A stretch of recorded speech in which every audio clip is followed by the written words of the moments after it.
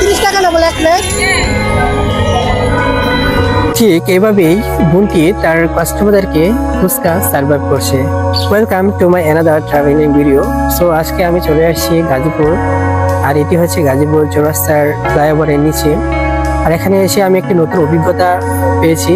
বিশেষ করে এখানে দেখতে পেলাম যে এক বোন তার বাবাকে ফুচকা বিক্রিতে সাহায্য করছে।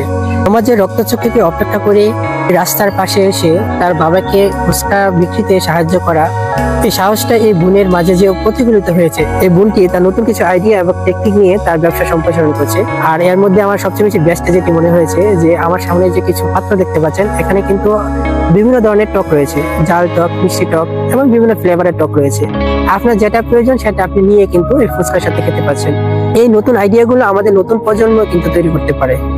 তো আসুন আমরা সবাই মিলে এই বোনটির সফলতার জন্য দোয়া করি।